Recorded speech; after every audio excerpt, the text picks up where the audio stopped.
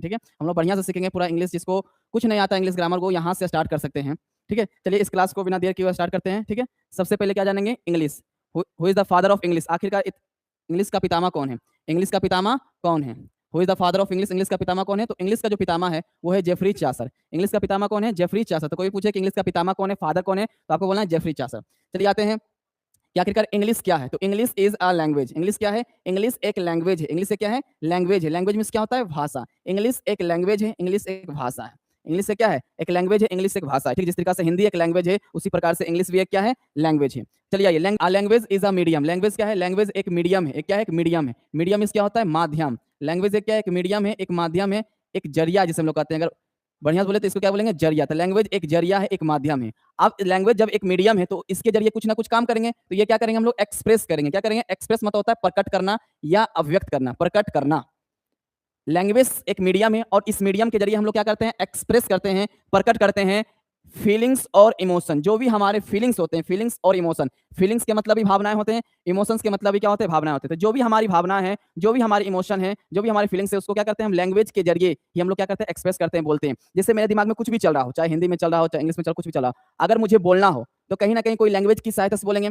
अगर हम हिंदी में बोलेंगे तो वो हिंदी लैंग्वेज होगा और इंग्लिश में बोलेंगे तो इंग्लिश लैंग्वेज होगा। जो भी दिमाग में चल रहा है, जो भी फीलिंग्स आ रही है, उसको बोलना है तो किसके जरिए बोलेंगे? कोई ना कोई तो मीडियम चाहिए। तो वो मीडियम क्या है? लैंग्वेज। वो मीडियम क्या है? लैंग्वेज। अगर आप हिंदी में बोलिएगा तो वो हिंदी लैंग्वेज हो जाएगा, अगर आप इंग्लिश में बोलिएगा तो वो इंग्लिश लैंग्वेज होगा। तो जब भी पूछे इंग्लिश क्या है, तो इंग्लिश एक लैंग्वेज है। जिस तरीके से हिंदी एक लैंग्वेज है उसी प्रकार से इंग्लिश भी एक क्या है? लैंग्वेज है। और लैंग्वेज क्या है? लैंग्वेज एक मीडियम है। लैंग्वेज क्या है? मीडियम है। और इस मीडियम के द्वारा हम लोग क्या करते हैं? एक्सप्रेस करते हैं। लैंग्वेज क्या है? मीडियम है। क्या करता है ये? एक्सप्रेस करता है क्या चीज को? फीलिंग्स को। जो भी हमारे फीलिंग्स है, जो भी हमारे इमोशंस है, इमोशंस और फीलिंग दोनों सेम है। ठीक है, फीलिंग्स के मतलब भी भावना, इमोशंस के मतलब भी भावना। तो जो भी हमारे फीलिंग्स है उसको बोलना किसके जरिए? लैंग्वेज के जरिए बोलते हैं। लैंग्वेज में तीन चीज करते हैं, एक स्पीकिंग, एक रीडिंग, एक राइटिंग। स्पीकिंग के मतलब क्या होता है? स्पीकिंग के मतलब होता है बोलना।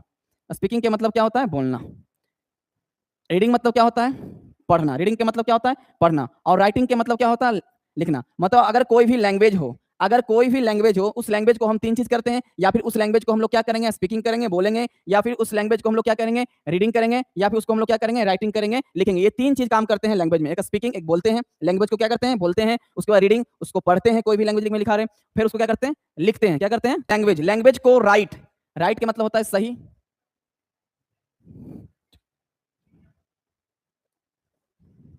और रॉन्ग के मतलब क्या होता है? गलत। ठीक है, तो आखिरकार जैसे कोई भी लैंग्वेज को हम लोग क्या करते हैं? बोलते हैं, चाहे क्या करते हैं? लिखते हैं, चाहे क्या करते हैं? उसको पढ़ते हैं। तो आखिरकार उस लैंग्वेज को कोई ना कोई सही कर रहा होगा, गलत कर रहा होगा। जैसे अगर हम बोल रहे हैं कोई, तो पता होना चाहिए कि सही है कि गलत है, सही है कि गलत है। तो लैंग्वेज को राइट और रॉन्ग, लैंग्वेज को राइट और रॉन्ग मतलब लैंग्वेज को सही या गलत कौन करता है? कौन बताता है कि ये जो लैंग्वेज है वो सही लिखा हुआ है, ये जो लैंग्वेज है वो गलत लिखा हुआ है? जैसे आपको क्या करते हैं? एक एग्जांपल देते हैं। हम कोई भी एक इंग्लिश में एक सेंटेंस लिखते हैं। ठीक है, जैसे हम लिखते हैं, सिंपल लिखेंगे, what is your name. What is your name. ठीक है, तो आप क्या कर दीजिएगा कि हाँ ये क्या है? सही लिखा हुआ है। ये जो इंग्लिश में, जो इंग्लिश लैंग्वेज में जो लिखा हुआ है वो क्या है? सही लिखा हुआ है। अगर इसी को हम लिखेंगे what name, name your is, तो ऐसे ही पता चल जाता है कि ये क्या लिखा हुआ है? ये गलत लिखा हुआ है। दोनों इंग्लिश में ही लिखा हुआ है, दोनों क्या? इंग्लिश लैंग्वेज में ही लिखा हुआ है, लेकिन एक सही है और एक क्या है? गलत है। मतलब लैंग्वेज को सही या गलत, लैंग्वेज को सही या गलत करने वाला कोई ना कोई तो होगा कि लैंग्वेज सही है। कोई तो बता रहा होगा लैंग्वेज को कि ये सही लिखा हुआ है, ये गलत है। तो आखिरकार लैंग्वेज को सही या गलत कौन बताता है? लैंग्वेज को सही या गलत बताता है ग्रामर।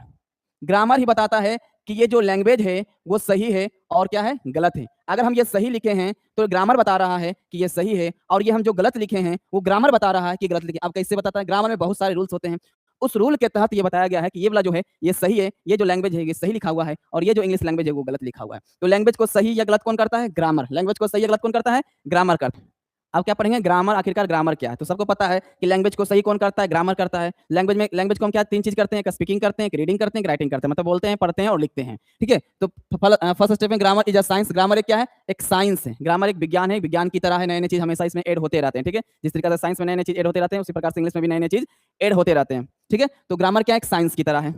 विच टीचेज अस, विच टीचेज अस, टीचेज मींस क्या होता है? पढ़ाना या सिखाना। ठीक है, जो मुझे सिखाता हो, पढ़ाना या सिखाता हो, जो हमें सिखाता हो, जो हमें सिखाता हो। क्या सिखाता हो? The correct spelling of reading, of reading. Correct spelling मतलब होता है सही सही, करेक्ट स्पेलिंग मतलब होता है सही सही, करेक्ट स्पेलिंग के मतलब होता है सही सही। जो हमें सिखाता हो, क्या सिखाता हो? सही सही रीडिंग, रीडिंग मतलब पढ़ना। राइटिंग, राइटिंग के मतलब लिखना। And speaking. स्पीकिंग के मतलब क्या होता है? बोलना। जो हमें ग्रामर हमें क्या सिखाता है? अभी जस्ट बताएं कि लैंग्वेज को हम 3 चीज करते हैं, एक स्पीकिंग करते हैं, रीडिंग करते हैं, राइटिंग करते हैं, ठीक है। ग्रामर को सही कौन करता है? सॉरी, लैंग्वेज को सही कौन करता है? ग्रामर। तो ग्रामर हमें क्या सिखा रहा है? शुद्ध शुद्ध पढ़ना, शुद्ध शुद्ध लिखना और शुद्ध शुद्ध बोलना। अगर हम कोई भी चीज गलत लिखेंगे, ग्रामर बता देगा ये गलत लिखा हुआ है। कोई चीज अगर हम गलत पढ़ेंगे तो ग्रामर बता देगा गलत पढ़े हैं, और कोई चीज हम गलत बोलेंगे तो कौन बताएगा? ग्रामर बताएगा। तो ग्रामर हमें क्या करता है? ग्रामर हमें सिखाता है, टीच करता है, पढ़ाता है, सिखाता है। क्या सिखाता है? सही सही पढ़ने के लिए, सही सही लिखने के लिए और सही सही बोलने के लिए। तो ग्रामर हमें सही सही पढ़ना, लिखना, बोलना ये सिखाता है, ठीक है। तो अब क्या होता है? अब तो ग्रामर का परिभाषा जान लिए, तो ग्रामर का परिभाषा जानने से ग्रामर थोड़ा सीख जाएंगे। तो क्या क्या कि इंग्लिश ग्रामर को जो है क्लासिफिकेशन किया, बंटवारा किया। ग्रामर को बढ़िया से समझने के लिए, इंग्लिश ग्रामर को बढ़िया समझने के लिए उसका क्या कर दिया? क्लासिफिकेशन कर दिया, उसका बंटवारा कर दिया गया। क्या कर दिया गया? बंटवारा कर दिया गया। इंग्लिश ग्रामर के प्रकार, there are 5 types of English grammar. English grammar कितने तरह के होते हैं? 5 टाइप्स होते हैं। कितने टाइप्स के होते हैं? 5 टाइप्स। इंग्लिश ग्रामर को बढ़िया से समझने के लिए उसको कितने भाग में बांटा गया है? 5 भागों में बांटा गया। कितने भागों में बांटा गया? 5 भागों में बांटा गया है, ठीक है। तो there are 5 types of English grammar. English grammar के कितने प्रकार होते हैं? 5 प्रकार होते हैं। कितने प्रकार होते हैं? 5 प्रकार होते हैं, ठीक है। तो क्या पढ़ेंगे? ऑर्थोग्राफी। ऑर्थोग्राफी मतलब क्या होता है? ऑर्थोग्राफी मतलब होता है वर्ण विचार। क्या होता है? वर्ण विचार। वर्ण विचार पहला है ऑर्थोग्राफी, वर्ण विचार। दूसरा क्या है? इटिमोलॉजी। इटिमोलॉजी मतलब होता है शब्द विचार। क्या होता है? शब्द विचार। क्या होता है? शब्द विचार। पहला है ऑर्थोग्राफी और दूसरा है इटिमोलॉजी है। और तीसरा क्या है? सिंटेक्स। सिंटेक्स मतलब क्या होता है? वाक्य विचार। तीसरा क्या है? सिंटेक्स, वाक्य विचार। और चौथा क्या है? चौथा है पंक्चुएशन। पंक्चुएशन मतलब क्या होता है? चिन्ह विचार। पंक्चुएशन मींस चिन्ह विचार होता है। पंक्चुएशन में चिन्ह विचार।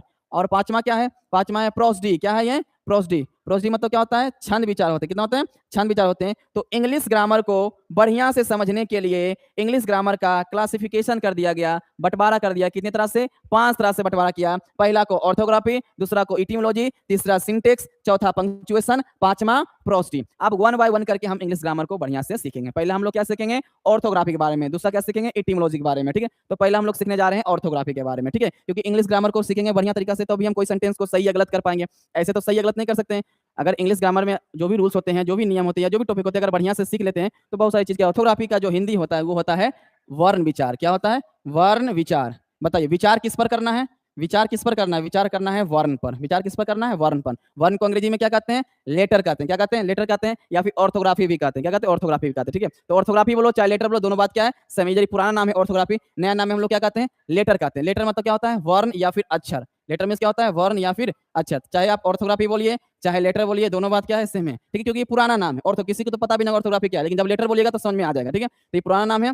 उसके बाद इसको नया नाम में क्या है? लेटर इसको बोलते हैं। आखिरकार लेटर क्या है? सबको पता है लेटर क्या है। अंग्रेजी में अगर लेटर की बात करें तो एबीसीडी लेटर है। क्या है? एबीसीडी क्या लेटर है। तो आखिरकार लेटर का परिभाषा क्या होगा? Letter is the smallest unit. Letter is the smallest unit. Unit UNIT, ठीक है। ये यूनिट है, यहाँ पर ये वाला यूनिट यहाँ लिख दिया, ठीक है। तो लेटर क्या है? Letter is the smallest. Smallest मतलब क्या होता है? सबसे छोटा। स्मॉलेस्ट के मतलब होता है सबसे छोटा। और यूनिट के मतलब क्या होता है? यूनिट के मतलब होता है इकाई। इकाई मतलब होता है एक। इकाई के मतलब क्या होता है? एक होता है। तो कोई भी लैंग्वेज, लैंग्वेज मीन्स भाषा, कोई भी लैंग्वेज का जो स्मॉलेस्ट यूनिट है, जो सबसे छोटा इकाई है, वो क्या है? लेटर है। कोई भी लैंग्वेज का, चाहे हिंदी लैंग्वेज का चाहे इंग्लिश लैंग्वेज का, जो सबसे छोटा इकाई है वो क्या है? लेटर। क्या है? अब सबसे छोटा इकाई मतलब जैसे मान के चलिए आपको इंग्लिश लैंग्वेज सीखना है। मान के चलिए आप इंग्लिश लैंग्वेज सीखना है, आपको स्टार्ट कहाँ से करना है? आप स्टार्ट एबीसीडी से कर सकते हैं। तो एबीसीडी क्या है? लेटर है। तो उससे नीचे तो होगा नहीं। स्मॉलेस्ट यूनिट मतलब होता है पहला सीढ़ी, फिर उससे नीचे कुछ नहीं हो सकता है, उससे छोटा कुछ नहीं हो सकता, ठीक है। तो स्मॉलेस्ट मतलब सबसे छोटा इकाई। अगर आपको इंग्लिश लैंग्वेज सीखना है तो आप कहाँ से स्टार्ट कीजिएगा? एबीसीडी से स्टार्ट कीजिएगा। और ये जो एबीसीडी है इसी को हम लोग क्या कहते हैं? लेटर कहते हैं। क्या कहते हैं? लेटर कहते हैं। इसलिए कहा गया कि letter is the smallest unit. Letter क्या है? सबसे छोटा इकाई है। जैसे हिंदी लैंग्वेज सीखना है, अगर आपको हिंदी भाषा सीखना है तो वहाँ पर आपको को खो गो सीखना पड़ेगा, जो कि वो क्या है? लेटर है। क्या है ये? वो लेटर है। तो अब हिंदी लैंग्वेज सीखना है तो कोको से नीचे तो कुछ हो नहीं सकता, वो क्या है? पहला सीढ़ी है। तो कोई भी लैंग्वेज का जो पहला सीढ़ी होता है वो होता है लेटर। पहला सीढ़ी कौन होता है? लेटर। तो letter is the smallest unit. Letter क्या है? सबसे छोटा इकाई, मतलब सबसे पहला सीढ़ी है कोई भी लैंग्वेज का, चाहे हिंदी लैंग्वेज हो चाहे इंग्लिश लैंग्वेज हो, ठीक है। इंग्लिश लैंग्वेज में एबीसीडी हो गया और हिंदी लैंग्वेज में कोको हो गया, ठीक है। हम लोग करते क्या? तो with the help of letters, with the help of letters, letters की सहायता से, लेटर्स की जो हेल्प से, विथ मतलब से होता है या साथ होता है, तो लेटर्स की सहायता से, लेटर्स की हेल्प से हम क्या करते हैं?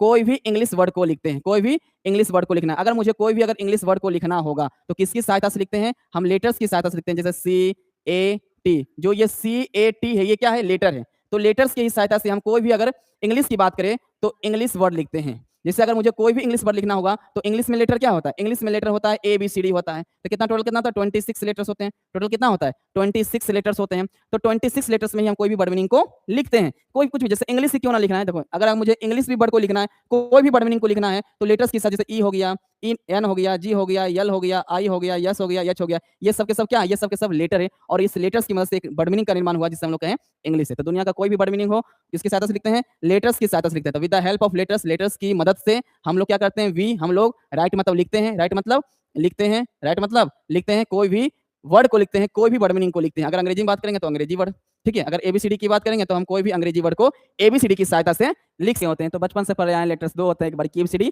एक छोटी ABCD। बड़ी ABCD और छोटी ABCD। बड़ी ABCD को हम लोग कहते हैं कैपिटल लेटर्स, क्या कहते हैं? Capital letters. एंड छोटी ABCD को कहते हैं स्मॉल लेटर्स। छोटी ABCD क्या कहते हैं? स्मॉल लेटर्स कहते हैं। There are two types of letters. Letters कितने तरह के होते हैं? दो तरह के होते हैं। टू मतलब दो, टाइप्स मतलब होता है प्रकार होते हैं, दो प्रकार के होते हैं। कितने प्रकार के होते हैं? दो प्रकार के। लेटर्स कितने प्रकार के होते हैं? दो प्रकार के होते हैं। लेटर्स कितने प्रकार के होते हैं? दो तरह के होते हैं। पूछेगा how many types of letter, तो there are two types of letter. There are two types of letters. Letters means क्या होगा? प्रकार, सॉरी टाइप्स मींस क्या हो गया? प्रकार। तो लेटर्स कितने टाइप्स के? टू टाइप्स के हो गया। पहला कैपिटल लेटर्स, दूसरा स्मॉल लेटर्स। पहला कैपिटल लेटर्स, दूसरा स्मॉल लेटर्स। कैपिटल लेटर्स में बड़ी ABCD और स्मॉल लेटर्स में छोटी ABCD। स्मॉल लेटर्स में क्या हो गया? ABCD। इंग्लिश में जो लेटर्स की संख्या है वो कितना है? 26 है, 26 है। लेटर्स की संख्या कितना है? 26 है, गिन सकते हैं। अल्फाबेट, अल्फाबेट का हिंदी होता है वर्णमाला। क्या होता है? वर्णमाला। अल्फाबेट का जो हिंदी होता है वर्णमाला। किसका माला बनाना है? वर्ण का माला बनाना है। और वर्ण को अंग्रेजी में क्या कहते हैं? लेटर कहते हैं। क्या कहते हैं? लेटर। तो किसका माला बनाने जा रहे हैं? लेटर का माला बनाने जा रहे हैं। किसका माला? लेटर का माला। अब माला को अंग्रेजी में हम लोग कहते हैं सेट। क्या कहते हैं? माला बोलो चाहे समुच्चय बोलो या समूह बोलो, ठीक है। समूह। सेट मतलब क्या होता है? समूह। तो लेटर्स के समूह मतलब लेटर्स के माला, लेटर्स के माला is called alphabet. Is called, called के मतलब होता है कहते हैं। कोल्ड के मतलब क्या होता है? कहते हैं। कोल्ड मतलब कहते हैं। तो लेटर्स के सेट को, लेटर्स के समूह को हम लोग क्या कहते हैं? हम लोग कहते हैं अल्फाबेट। नहीं समझ में आया? समझ लो। लेटर्स के सेट क्या होते हैं? लेटर्स कितना होता है? 26 होता है। लेटर्स कितना होता है? 26 होता है। हम 26 लेटर्स को ए से लेकर के जेड तक लिख दिए। तो यहां से लेकर ए से लेकर के जेड तक जो एक समूह बना है, जो लेटर्स के समूह बना है, इस पूरे समूह को हम लोग कहते हैं अल्फाबेट कहते हैं। क्या कहते हैं? अल्फाबेट कहते हैं। क्या कहते हैं? अल्फाबेट कहते हैं। छोटी ABCD की बात करें, छोटी ABCD भी ए से लेकर के अगर हम जेड तक ले जाते हैं तो ये पूरे समूह को क्या कहते हैं? अल्फाबेट कहते हैं। क्योंकि ये इंग्लिश में है तो इसको हम लोग इंग्लिश अल्फाबेट कहेंगे। क्या कहेंगे? इंग्लिश अल्फाबेट कहेंगे। तो जब भी पूछे लेटर्स क्या है तो set of letters. Set of letters, letters के जो सेट होते हैं, सेट मतलब समूह, सेट मतलब माला। जो लेटर्स के जो माला होते हैं, जो लेटर्स के माला होते हैं उसी को क्या कहते हैं? अल्फाबेट कहते हैं। अगर अंग्रेजी की बात करें, अंग्रेजी में लेटर्स क्या है? 26 है। ABCD है, 26 ABCD होते हैं। और 26 ABCD को अगर हम एक जगह लिखते हैं तो ये जो पूरा जो समूह बना है इस पूरे समूह को अल्फाबेट कहते हैं। अब बताओ ये जो इस इंग्लिश अल्फाबेट में कितने लेटर्स हुए? तो इंग्लिश अल्फाबेट में पूछेगा तो 26 लेटर्स हुए। इंग्लिश अल्फाबेट में टोटल कितना हुआ? 26 लेटर्स इंग्लिश अल्फाबेट में। तो पूछेगा कि कि कितने लेटर्स होते हैं इंग्लिश अल्फाबेट में? तो 26 लेटर्स होते हैं। अल्फाबेट में टोटल कितना होते हैं? 26 लेटर्स होते हैं, ठीक है। इंग्लिश अल्फाबेट में कितने होते हैं? 26 लेटर होते हैं। देखिए ए से लेकर के पूरा जेड तक लिखा रहेगा, ए से लेकर के पूरा जेड तक लिखा रहेगा तो टोटल सेट को एक समूह बन जाता है। ए से लेकर जब जेड तक लिखते हैं तो क्या बन जाता है? एक समूह बन जाता है। क्या बन जाता है? समूह बन जाता है। तो इसको हम लोग कह देते हैं अल्फाबेट। क्या कह देते हैं? अल्फाबेट। वो भी कौन सी भाषा का? अंग्रेजी भाषा का अल्फाबेट हम लोग कह दिए। लेकिन अगर इसी में बोले कि ए क्या है तो लेटर है, बी क्या है तो लेटर है, सी क्या है तो लेटर है, डी क्या है तो लेटर है। लेकिन ए से लेकर जेड तक लिख दिए तो क्या बन गया? ये अल्फाबेट बन गया। और ये भी ध्यान रखिए कि अल्फाबेट का कभी भी अल्फाबेट्स नहीं होता है। जिससे बॉय होता है, बॉय मींस लड़का होता है। अगर हम एक से ज्यादा लड़का की बात करें तो हो जाता है बॉयज, इसमें हम यस जोड़ सकते हैं। एक से ज्यादा लड़का की बात करें तो हो गया बॉयज, अगर हम एक लड़का की बात करेंगे तो होगा बॉय। लेकिन अल्फाबेट में जो है हम यस नहीं जोड़ेंगे। अगर अल्फाबेट का कहीं अल्फाबेट्स लिखा है तो वो क्या है? गलत है। वो क्या है? गलत है। अल्फाबेट का कभी भी अल्फाबेट्स नहीं होता है, मतलब अल्फाबेट का कभी भी प्लूरल नहीं बनता है, ठीक है। अगर ये प्लूरल बन जाएगा तो ऐसा बात है जैसे बॉय है, बॉय मींस लड़का, और बॉयज मींस क्या हो गया? लड़के। लड़के मतलब एक से ज्यादा लड़के। तो ऐसा बात नहीं कि अल्फाबेट मतलब एक अल्फाबेट और अल्फाबेट्स लगा देंगे तो एक से ज्यादा अल्फा वर्णमालाएं हो जाएंगे, अल्फाबेट हो जाएंगे, ऐसा नहीं होता है। अल्फाबेट्स का कभी भी अल्फाबेट का कभी भी अल्फाबेट्स नहीं होता, मतलब हम इसमें यस नहीं जोड़ सकते। अगर कहीं भी यहाँ यस लगा हुआ है तो उसको क्या कर दो? गलत कर दो। क्या करो? गलत कर दो। ये क्वेश्चन कंपटीशन में भी पूछा गया था। क्या लिखा था? There are 26 letters in English. यहाँ क्या कर दिया गया? अल्फाबेट्स कर दिया गया। इस यहाँ पर यस लगा दिया तो क्या हो गया? ये गलती हो गया, ठीक है। यहाँ पर गलती हो गया। अल्फाबेट में आप यस नहीं जोड़ सकते हैं। अल्फाबेट में यस नहीं जोड़ सकते। अगर आप यस जोड़ते हैं तो इसका मीनिंग ही चेंज हो जाएगा। अगर हम अल्फाबेट में जैसे बॉय का बॉयज लिखे तो ये लड़का हो गया, ये लड़की हो गया, मीनिंग तो चेंज नहीं हुआ, दोनों जगह लड़का है। लेकिन अगर हम इसमें यस जोड़ देंगे तो ये इसको हिंदी में क्या कहते हैं? वर्णमाला कहते हैं। तो ऐसा बात नहीं है कि अगर हम अल्फाबेट्स कहेंगे तो हो जाएगा वर्णमालाएं, वर्णमालाएं, वर्णमालाएं। ऐसा नहीं होगा, ये ऐसा नहीं होता है, ठीक है, ऐसा ये नहीं होता है। इंग्लिश में यस नहीं जोड़ सकते। अगर मान के चलो जबरदस्ती भी अगर यस जोड़ दोगे, जबरदस्ती मान के चलो एक नया, अगर मान के चलो अल्फाबेट में हम यस जोड़ दिए अल्फाबेट्स, तो इसका मीनिंग ही चेंज हो जाता है। इसका क्या होता है? इसका मीनिंग हो जाता है लेखन, इसका मीनिंग हो जाता है लेखन। लेखन मतलब राइटिंग, इसका मीनिंग ही चेंज हो जाएगा। जैसे एयर मतलब हवा होता है, एयर मीन्स क्या होता है? हवा। अगर हम इसमें क्या जोड़ते हैं? यस जोड़ देते हैं। थोड़ा सा एक एग्जांपल देते हैं, ठीक है, बेसिक टॉपिक है ये सब, ये थोड़ा सा बढ़िया था। एयर मीन्स हवा हुआ, अब इसमें हम क्या जोड़ दिए? यस। ऐसा बात नहीं कि यहाँ हवा हो गया तो यहाँ हो जाएगा हवाएं, ऐसा नहीं होता है अंग्रेजी में। ये हम बताएंगे नाउन में बढ़िया से। हवा का हवाएं, एयर का एयर्स नहीं, ये बात गलत है। एयर्स के मतलब यहाँ पर हो जाएगा दिखावा। क्या हो जाएगा? दिखावा। तो क्या हो गया? मीनिंग चेंज हो गया। क्या हो गया? मीनिंग चेंज हो गया। तो एयर में अगर एयर्स को, उसी प्रकार से अल्फाबेट में अगर हम अल्फाबेट्स को जोड़ते हैं तो मीनिंग चेंज होता है, लेखन। तो कभी भी अगर अल्फाबेट का अगर अल्फाबेट्स लिखे तो उसको गलत कर देना, क्योंकि उसका अगर बरमाला, उसका देखो यहाँ पर मीनिंग क्या दे रहा है? बरमाला का, यहाँ मीनिंग दे रहा है बरमाला का। किसका? बरमाला का मीनिंग दे रहा है। तो अल्फाबेट्स तो होगा नहीं, क्योंकि अल्फाबेट्स का तो लेखन होता है, तो लेखन का तो मीनिंग दे नहीं रहा है। तो यहाँ क्या हो जाएगा? अल्फाबेट ओनली होगा, यस नहीं लगेगा। अगर कहीं यस लगा हुआ है तो वो क्या है? गलत है। ये देखो, ये फूल है, एक गो फूल लिए, दो गो लिए, तीन गो लिए, और चार गो लिए, और एक 5 ले लिए। चलो ले लिए। फूलों की संख्या कितना है? फूलों की संख्या हो गया 5। चलो जी, ये हो गया फूल की संख्या कितना हो गया? 5 हो गया। चलो इसका माला बनाते हैं, इसको एक माला बढ़िया से बनाते हैं। ये पांचों फूल को इसमें कर देते हैं गुथ। चलो गुथ देते हैं इसमें जी। कोको फूल 1 2 3 4 5। तो ये क्या बन गया? ये बन गया फूल माला। क्या बन गया? क्योंकि ये किसका माला है? फूल का माला है, तो ये बन गया फूल माला। क्या बन गया? फूल माला। अब बताओ फूल माला को गो है? फूल तो 5 गो है, फूल माला को गो है? तो आप लोगों में माला तो एक ही गो है, तो फूल माला हो गया 1 हो गया। चलो ये बात क्लियर है। अब थोड़ा सा इधर आ जाओ। हम लोग क्या पढ़ रहे हैं? हम लोग पढ़ रहे हैं अल्फाबेट, वर्ण माला। यहाँ भी माला ही बनाएंगे, लेकिन यहाँ पर जो माला बनाएंगे वो किसका माला बनाएंगे? वर्ण का माला बनाएंगे। और वर्ण क्या होता है? वर्ण क्या होता है? लेटर। हम लोग किसका माला बनाएंगे? लेटर्स का माला बनाएंगे, वर्ण का माला बनाएंगे। तो वर्ण कितना है इंग्लिश में? इंग्लिश में लेटर्स कितना है? 26 है। तो एक माला बनाते हैं और इसमें 26 लेटर्स को लिख देते हैं, ABCDEF, और इसे करके हम लोग जेड तक लिख देंगे टोटल। तो ये हमारा क्या बन गया? ये हमारा बन गया वर्णमाला। क्या बन गया? वर्णमाला। क्यों? क्योंकि इस माला में हम लोग क्या गूथे हैं? इस माला में हम वर्ण को गूथे हैं, लेटर्स को गूथे हैं। तो ये हो गया, अंग्रेजी में कहें तो ये हो गया अल्फाबेट। क्या हो गया? ये हो गया अल्फाबेट। अब बताओ तुम्हें यहाँ पर अल्फाबेट कोगो नजर में आ रहा है, वर्णमाला कोगो है, तो वर्णमाला तो एक ही गो है, तो अल्फाबेट एक ही होते हैं, ठीक है, अल्फाबेट एक ही होते हैं। लेकिन अगर पूछे कि इंग्लिश अल्फाबेट में लेटर्स की संख्या कितना है, इंग्लिश अल्फाबेट में लेटर्स की संख्या कितना है, तो आप बोलिएगा कि हाँ 26 लेटर्स है। किसी से पूछेगा अल्फाबेट कितना है, तो आप वो बता जवाब दे देगा 26, जैसा होता नहीं है। 26 अल्फाबेट्स नहीं होते हैं, अल्फाबेट्स होते हैं एक। अल्फाबेट में जो है लेटर्स की संख्या कितना होता है, तो 26 होता है अंग्रेजी में, ठीक है, हिंदी में कुछ होता होगा, ठीक है, लेकिन इंग्लिश में जो है 26 होता है, ठीक है। लेटर्स कितना है? 26 है अंग्रेजी में, ठीक है, क्योंकि इंग्लिश ही पढ़ रहे हैं तो बार बार इंग्लिश हम ना बोले तो समझ लेना कि हम इंग्लिश की ही बात हो रही है। लेटर्स कितना? 26। अब 26 लेटर्स में A E I O and मतलब और, एंड मतलब और, यू 5 गो, 1 2 3 4 5, 5 जो लेटर है, एक ए हो गया, E I O और यू, ये जो 5 लेटर है कॉल्ड मतलब कहते हैं, इसको क्या कहते हैं? इसको हम लोग कहते हैं वॉवेल्स कहते हैं। ये जो 5 लेटर्स है उसको हम लोग क्या कहेंगे? वॉवेल कहेंगे। तो 26 लेटर्स में जो ये जो 5 लेटर्स है उसको हम लोग क्या कह देते हैं? वॉवेल्स कहते हैं। इसको याद रखना है कि AE I O U को क्या कहते हैं? वॉवेल्स कहते हैं। वॉवेल्स की संख्या कितना है? 5 है। वॉवेल्स की संख्या कितना है? 5 है। अब आइए कॉन्सोनेंट। कॉन्सोनेंट क्या है?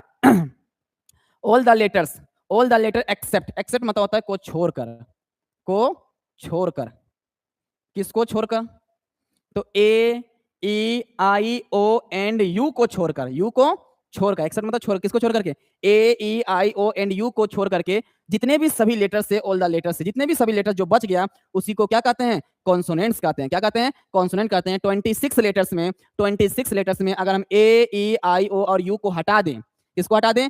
ए को हटा दे, ई को हटा दे, I O U, तो 26 में जो 5 लेटर्स को हटा देंगे बचेगा 21। तो 21 को हम लोग क्या कह देंगे? कॉन्सोनेंट कहेंगे। क्या कहेंगे? कॉन्सोनेंट कहेंगे। क्या कहेंगे? कॉन्सोनेंट कहेंगे हम। तो कॉन्सोनेंट पूछा क्या है, तो ऑल द लेटर्स, सभी लेटर्स में, एक्सेप्ट छोड़ करके, क्या छोड़ना है? सभी लेटर्स कितना है? 26 है। इंग्लिश में सभी लेटर्स कितना है? 26 है। तो उसको छोड़ करके, किसको छोड़ करके? A E I O U को छोड़ करके, सभी लेटर्स में, मतलब 26 लेटर्स में 5 लेटर को छोड़ना, एक A E I O U को छोड़ना है, और जो बच गया उसी को क्या कहते हैं? उसी को कहते हैं कॉन्सोनेंट कहते हैं। अब कॉन्सोनेंट के अलावा भी अगर हम सेमी वोवेल का जिक्र करते हैं, देखो एक नया चीज होता है सेमी वोवेल। अगर हम सेमी वोवेल का जिक्र करेंगे तो डब्ल्यू और वाई को हम लोग कह देते हैं कि डब्ल्यू और वाई को होता है ये सेमी वोवेल्स होता है। डब्ल्यू और वाई जो होता है वो सेमी वोवेल होता है। तो उस कंडीशन में क्या होता है कि वोवेल की संख्या हमारा 5 हो जाता है, क्योंकि कॉन्सोनेंट 21 था। अब 2 को हमारा तो डब्ल्यू और वाई निकल गया, तो कॉन्सोनेंट की संख्या कितना हो जाएगा? 19 हो जाएगा, और सेमी वोवेल कितना हो जाएगा? 2 हो जाएगा। अगर आप सेमी वोवेल का डिस्कशन नहीं करते हैं, चर्चा नहीं करते हैं, तो आपकी जो कॉन्सोनेंट्स की संख्या है वो 21 रहेंगे। लेकिन अगर आप सेमी वोवेल बताते हैं कि डब्ल्यू और वाई सेमी वोवेल भी होता है, तो कॉन्सोनेंट की संख्या 19 हो गया और 2 को हो गया हमारा सेमी वोवेल्स हो गया। हाँ, तो वोवेल्स की संख्या फिक्स से 5 को है, कॉन्सोनेंट की संख्या 21 को होता है। लेकिन अगर आप सेमी वोवेल बोलिएगा कि हाँ डब्ल्यू और वाई तो सेमी वोवेल भी होता है, तो हाँ डब्ल्यू और वाई सेमी वोवेल होता है, तो सेमी वोवेल 2 हो जाएगा, कॉन्सोनेंट हो जाएगा 19 को। ठीक है, चलिए ये तो समझ में आ गया। कितना है? 5 है। वोवेल्स की संख्या कितना होते हैं? 5। कॉन्सोनेंट कितना हो गया? 19। सेमी वोवेल कितना हो गया? 2 हो गया। डब्ल्यू एंड वाई को क्या कहते हैं? डब्ल्यू एंड वाई को क्या कहते हैं? डब्ल्यू एंड वाई को कहते हैं सेमी वोवेल्स कहते हैं। और वोवेल किसको कहते हैं? ए ई आई ओ यू को वोवेल कहते हैं। और ये 5 को छोड़ दें तो जो बच गया उसको क्या कह देंगे? कॉन्सोनेंट्स कहेंगे। क्या कहेंगे? कॉन्सोनेंट्स कहेंगे। क्या कहेंगे? कॉन्सोनेंट्स कहेंगे। तो उस तरह से वोवेल्स की संख्या 5 हो गया, कॉन्सोनेंट्स हो गया, और सेमी वोवेल्स हमारा क्या हो गया? 2 हो गया। तो इस तो क्या हो गया? अब आपका जो है ये जो ऑर्थोग्राफी जो है, ऑर्थोग्राफी जिसे हम लोग कहते हैं क्या? लेटर्स कहते हैं। क्या कहते हैं? लेटर्स कहते हैं। ये होता है खत्म। ये क्या हो जाता है? खत्म। ठीक है, ये हो गया द एंड। ऑर्थोग्राफी क्या हो गया? खत्म। इसमें किसी को कोई दिक्कत है तो आप पूछ सकते हैं, कमेंट आपके लिए खुला हुआ है। ठीक है, किसी को भी अगर ऑर्थोग्राफी में किसी को कोई दिक्कत है समझने में, क्योंकि ये चैप्टर इसमें पढ़ना क्या था? इसमें एबीसीडी ही पढ़ना है। ठीक है, एबीसीडी पढ़ना, बस यही जान लेंगे कि एबीसीडी का नाम क्या क्या होता है। एबीसीडी बड़ की होता है, छोट की होता है, कैपिटल्स में कितना होता है? 26 होता है। अल्फाबेट के बारे में जान लिए, 26 लेटर्स में पढ़ रहे हैं एबीसीडी, बस नाम जान लिए कि 26 में होता है, 5 को वोवेल होता है, 19 को कॉन्सोनेंट होता है और 2 को सेमी वोवेल्स होता है। बस खत्म हो गया। अब देखो दोस्त, ये क्या है? इटिमोलॉजी। ऑर्थोग्राफी तो खत्म हो गया। हम लोग क्या पढ़ रहे हैं? हम लोग पढ़ रहे थे इंग्लिश ग्रामर कितने टाइप्स के होते हैं, तो 5 टाइप्स के होते हैं। 5 टाइप से पहला क्या था? ऑर्थोग्राफी, जो कि इजीली खत्म हो गया बड़ी बढ़िया तरीका से। दूसरा क्या है? इटिमोलॉजी है। इटिमोलॉजी कम से कम बहुत क्लास चलने जा रहा है, क्योंकि इटिमोलॉजी बहुत लंबा है। ठीक है, तो इटिमोलॉजी का हिंदी क्या होता है? शब्द विचार। क्या होता है? शब्द विचार। तो ऑर्थोग्राफी हो गया खत्म, मतलब एबीसीडी हम बढ़िया तरीका से पढ़ लिए।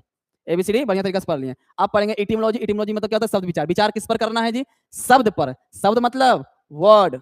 शब्द मतलब वर्ड। वर्ड मतलब जिससे हम लोग कहते हैं वर्ड मीनिंग कहते हैं। क्या कहते हैं? Word meaning. तो इटिमोलॉजी में जो है सिर्फ और सिर्फ वर्ड मीनिंग के बारे में पढ़ेंगे। किसके बारे में पढ़ेंगे? वर्ड मीनिंग के बारे में। ये क्या जरूरत है? वर्ड मीनिंग को तो याद करने की जरूरत है। तो ऐसा क्या जरूरत पड़ गया जो कि वर्ड मीनिंग को मुझे पढ़ना पड़ रहा है? ठीक है, तो वर्ड मीनिंग में ऐसे भी वर्ड होते हैं जिसके जैसे मान के चलो हम लिखे हैं डॉग। बताओ डॉग मीन्स क्या होता है? बोलेगा डॉग मीन्स तो कुत्ता होता है। चलो ठीक है, डॉग मीन्स कुत्ता होता है, लेकिन फिर लिखते हैं डॉग। डॉग मीन्स क्या होता है? तो डॉग मीन्स पीछा करना भी होता है। अच्छा, ये तो पहली बार जान रहे कि डॉग मतलब पीछा करना भी होता है। चलो ठीक है, एक और एग्जांपल देते हैं। प्ले मतलब क्या होता है? प्ले मतलब खेलना होता है, सबको पता है प्ले मतलब खेलना होता है। ठीक है, और प्ले का मतलब क्या होता है? और एक प्ले लिखते हैं। प्ले का मतलब क्या होता है? प्ले का मतलब क्या होता है?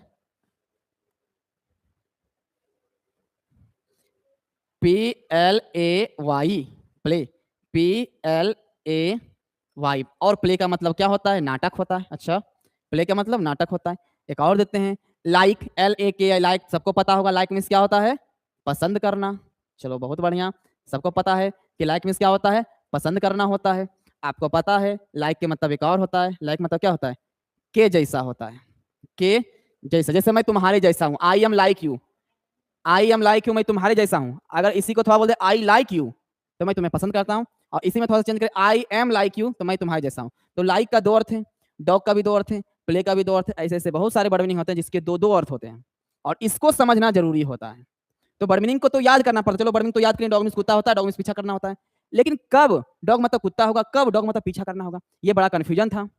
हम तो याद कर लिए डॉग मतलब दोनों होता है, वर्ड मीनिंग के रूप में कुत्ता भी होता है, पीछा करना भी होता है, प्ले मतलब खेलना भी होता है, प्ले मतलब नाटक भी होता है। लेकिन कब पहचानेंगे कि हाँ यहाँ पर प्ले मतलब खेलना हो गया, यहाँ प्ले मतलब नाटक हो गया, यहाँ डॉग के मतलब कुत्ता होता है, यहाँ डॉग के मतलब पीछा करना होता है? बड़ा कंफ्यूजन है। तो यही वर्ड मीनिंग को समझने के लिए, वर्ड मीनिंग को समझने के लिए किसका निर्माण हुआ है? इटिमोलॉजी का निर्माण हुआ है। यही वर्ड मीनिंग को समझने के लिए किसका निर्माण हुआ है? इटिमोलॉजी का निर्माण हुआ है। और इटिमोलॉजी का जो नया नाम है, नया नाम नहीं बताए हैं, देखो नया नाम क्या होता है। इटिमोलॉजी का नया नाम सबको पता होगा, PAR, पार्ट्स ऑफ स्पीच। हाँ, इटिमोलॉजी का जो नया नाम है, तो पुराना नाम है इटिमोलॉजी जी, नया नाम है हम लोग कहते हैं parts of speech. Parts of speech हम किसके बारे में पढ़ते हैं? वर्ड मीनिंग के बारे में। किसके बारे में? वर्ड मीनिंग के बारे में। क्यों पढ़ते हैं वर्ड मीनिंग के बारे में? वर्ड मीनिंग को तो याद करना पड़ता है। वर्ड मीनिंग को समझने क्यों? क्योंकि एक वर्ड मीनिंग का 2 अर्थ होता है, या 2 से ज्यादा भी अर्थ हो सकते हैं। ठीक है। तो एक वर्ड मीनिंग का बहुत सारे अर्थ होते हैं। यही कंफ्यूजन को समझने के लिए पार्ट्स ऑफ स्पीच का निर्माण हुआ है। यही कंफ्यूजन को समझने के लिए किसका निर्माण हुआ है? पार्ट्स ऑफ स्पीच का निर्माण। तब जब भी पूछे कि पार्ट्स ऑफ स्पीच को क्यों पढ़ते हैं, तो पार्ट्स ऑफ स्पीच को इसलिए पढ़ते हैं क्योंकि मुझे वर्ड मीनिंग को समझना है। वर्ड मीनिंग को क्यों समझना है? आप ये एग्जांपल दे सकते हैं कि देखो वर्ड मीनिंग को समझना बहुत जरूरी है। अगर वर्ड मीनिंग को नहीं समझेंगे कि इसका यूज कब-कब होगा, तो फिर मीनिंग चेंज हो सकता है। जैसे लाइक मतलब पसंद करना, लाइक के मतलब के जैसा भी होता है। तो वर्ड मीनिंग को समझना बहुत जरूरी होता है। अच्छा, तो ऐसा क्या किया? आखिरकार ऐसा किया क्या? वर्ड मीनिंग को समझने के लिए क्या किया? ग्रामेरियन ने क्या किया? वर्ड मीनिंग को अगर बढ़िया समझना है कि वर्ड मीनिंग का कब इसका मतलब खेलना होगा, कब इसका मतलब नाटक होगा, इस वर्ड मीनिंग को समझने के लिए क्या किया ग्रामेरियन ने? इस वर्ड मीनिंग को समझने के लिए एक मान के चलो ये ऑक्सफोर्ड का डिक्शनरी है, ठीक है? ऑक्सफोर्ड का क्या है? डिक्शनरी है, बहुत सारे इसमें वर्ड मीनिंग है, इसमें बहुत सारे लाखों वर्ड मीनिंग होंगे। यही ऑक्सफोर्ड डिक्शनरी में क्या किए हैं कि 8 गो वर्ड मीनिंग को निकालें। कितने वर्ड मीनिंग को? 8 वर्ड मीनिंग को निकालें, मात्र 8 वर्ड को, मात्र 8 वर्ड को निकालें, ठीक है? और यही 8 वर्ड को कह दिए पार्ट्स ऑफ स्पीच। यही 8 वर्ड को क्या कह दिए? Parts of speech. फिर से ऑक्सफोर्ड ये डिक्शनरी है और इस डिक्शनरी में कितना वर्ड मीनिंग को निकाला? 8 वर्ड, बहुत सारे इसमें वर्ड मीनिंग होंगे, ठीक है? लाखों में होंगे। और इसमें कितना वर्ड मीनिंग को निकाला? 8 वर्ड मीनिंग को निकाला। और यही 8 वर्ड मीनिंग को क्या कह दिया? पार्ट्स ऑफ स्पीच कह दिया। और कह दिया जो ये 8 वर्ड मीनिंग को पढ़ लेगा, उसको वर्ड मीनिंग में कहीं भी कोई दिक्कत नहीं होगा समझने में। जो इस 8 वर्ड मीनिंग को पढ़ लिया, समझ लिया, उसको कहीं भी कोई दिक्कत नहीं होगा वर्ड मीनिंग को समझने के लिए। तो वही लिखे हैं, words are divided into 8 groups. Words are divided, words मतलब वर्ड मीनिंग। वर्ड मीनिंग को कितने वर्ड मीनिंग को बांटा गया? डिवाइडेड मींस बांटा गया, डिवाइडेड मींस बांटा। कितने भागों में बांटा गया? 8 ग्रुप्स में, 8 समूहों में बांटा गया। 8 समूहों में बांटा गया वर्ड मीनिंग को। अभी बताया ना कितने भाग में बांटा? 8 भाग में बांटा। ईच ऑफ देम, दे मतलब उनमें, दे मतलब उनमें, each of them, each of them के मतलब होता है उनमें से प्रत्येक, उनमें से प्रत्येक भाग को हम लोग कोल्ड के मतलब बताएं, कहते हैं क्या कहते हैं? पार्ट्स ऑफ स्पीच कहते हैं। क्या कहते हैं? पार्ट्स ऑफ स्पीच कहते हैं। क्या कहते हैं जी? पार्ट्स ऑफ स्पीच कहते हैं, ठीक है? तो वर्ड मीनिंग को कितने भाग में बांटा गया? 8 भाग में बांटा गया। और उस 8 भाग को क्या कह दिया? उस 8 भाग को कह दिया पार्ट्स ऑफ स्पीच। क्या कह दिया? 8 वर्ड। पहला क्या है? 8 ग्रुप्स, 8 भाग। पार्ट्स ऑफ स्पीच का पहला है नाउन, दूसरा है प्रोनाउन, तीसरा है एडजेक्टिव, चौथा है वर्ब, पांचवा है एडवर्ब, छठा है प्रीपोजिशन, सातवां है कंजक्शन, आठवां क्या है? इंट्रोजक्शन। यही इसी को नाउन को भी हम लोग पार्ट्स ऑफ स्पीच कहेंगे, प्रोनाउन को भी पार्ट्स ऑफ स्पीच कहेंगे, एडजेक्टिव को भी पार्ट्स ऑफ स्पीच, वर्ब को भी, एडवर्ब को भी, प्रीपोजिशन, कंजक्शन और इंट्रोजक्शन। ये 8 वर्ड मीनिंग को हम लोग क्या कहेंगे? पार्ट्स ऑफ स्पीच कहेंगे। क्या कहेंगे? और इस 8 वर्ड मीनिंग में हम लोग किसके बारे में पढ़ेंगे? ओनली वर्ड मीनिंग के बारे में, ओनली वर्ड्स के बारे में पढ़ेंगे, वर्ड मीनिंग के बारे में पढ़ेंगे। क्यों? क्योंकि पार्ट्स ऑफ स्पीच का निर्माण ही हुआ है वर्ड मीनिंग को समझने के लिए, वर्ड मीनिंग को समझने के लिए। क्योंकि ये इस 8 वर्ड मीनिंग में, इस 8 वर्ड मीनिंग में जितना भी इस डिक्शनरी में होगा, जो भी वर्ड मीनिंग होगा सब इसमें समा जाएगा। सब इसमें क्या हो जाएगा? समा जाएगा। इस 8 वर्ड मीनिंग में बहुत सारे वर्ड मीनिंग आएंगे। कुछ नाउन होंगे, कुछ प्रोनाउन होंगे, कुछ एडजेक्टिव होंगे, कुछ एडवर्ब होंगे, कुछ प्रीपोजिशन होंगे, कुछ कंजक्शन होंगे, कुछ क्या होंगे? इंट्रोजक्शन होंगे, ठीक है? तो ये 8 क्या हो गया? पार्ट्स ऑफ स्पीच हो गया। पहला नाउन, दूसरा प्रोनाउन, तीसरा एडजेक्टिव, चौथा वर्ब, पांचवा एडवर्ब, छठा प्रीपोजिशन, कंजक्शन, इंट्रोजक्शन। यही हमारा पार्ट्स ऑफ स्पीच हो गया। पार्ट्स ऑफ स्पीच क्यों पढ़ते हैं? वर्ड मीनिंग को समझने के लिए, वर्ड मीनिंग को समझने के लिए। चलिए, तो आज का क्लास इतना तक ही रहने देते हैं, ठीक है?